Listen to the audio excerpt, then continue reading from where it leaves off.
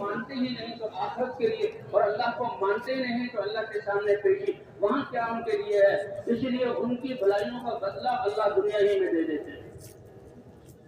ایمان والے کا عمل تو آخرت کے لیے ہوتا ہے،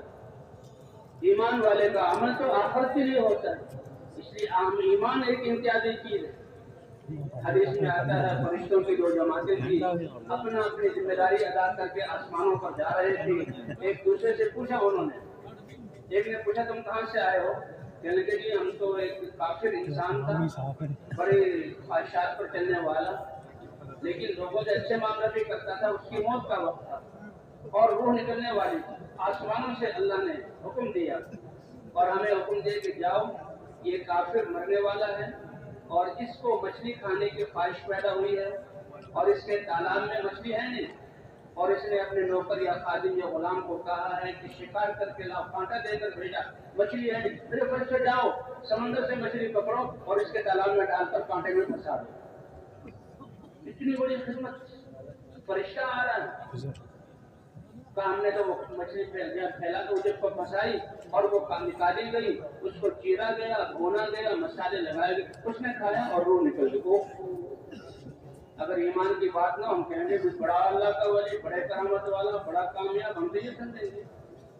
اور بھائی جو تمہارے پاکستان میں رہنے والا وہ پاکستان کو مانتا ہی نہیں، تمہارے قانون کو مانتا ہی نہیں، چاہے وہ کچھ بھی تمہاری خدمت کرے، تم اپنے ملک والوں سے نہیں مانو گے، یہ اللہ کو نہیں مانتا، آخرت کو نہیں مانتا۔ اچھا بھائی بڑی عجیب بات ہے، اللہ نے بھیجا فرشتے کو۔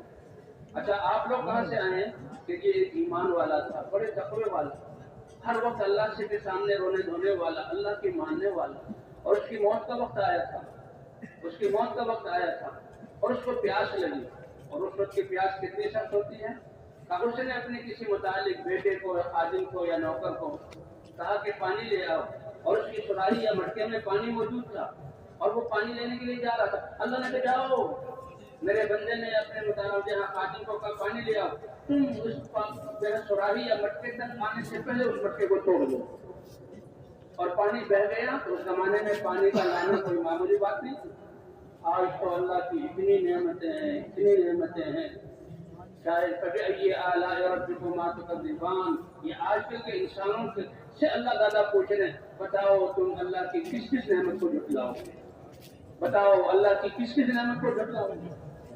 سمجھدار لوگ کہتے ہیں کہ درمیانی زندگی کی درمیانی درجے کی انسان کی زندگی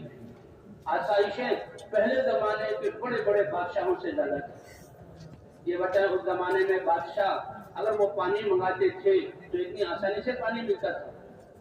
کیا؟ اب گرمیوں میں اس طرح ایئر کنڈیشن کی ہوائیں نہیں ملتی تھی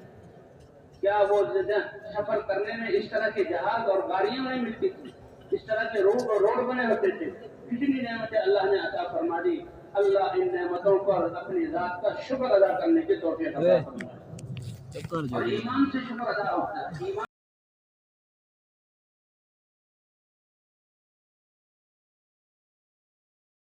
کو مانتے ہی نہیں تو آخرت کے لیے، اور اللہ کو مانتے ہی نہیں تو اللہ کے سامنے پیشی وہاں کیا ان کے لیے ہے؟ اس لیے ان کی بھلائیوں کا بدلہ اللہ دنیا ہی میں دے دیتے ہیں۔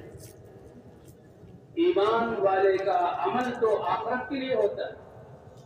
ایمان والے کا عمل تو آخرت کے لیے ہوتا ہے، اس لیے ایمان ایک امتیازی چیز ہے۔ حدیث میں آتا ہے فرشتوں کی جو جماعتیں تھی اپنا اپنی ذمہ داری ادا کر کے آسمانوں پر جا رہے تھے، ایک دوسرے سے پوچھا انہوں نے،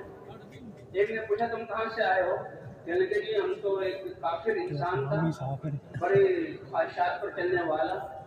لیکن لوگوں سے اچھے معاملہ بھی کرتا تھا، اس کی موت کا وقت تھا اور روح نکلنے والی تھی، آسمانوں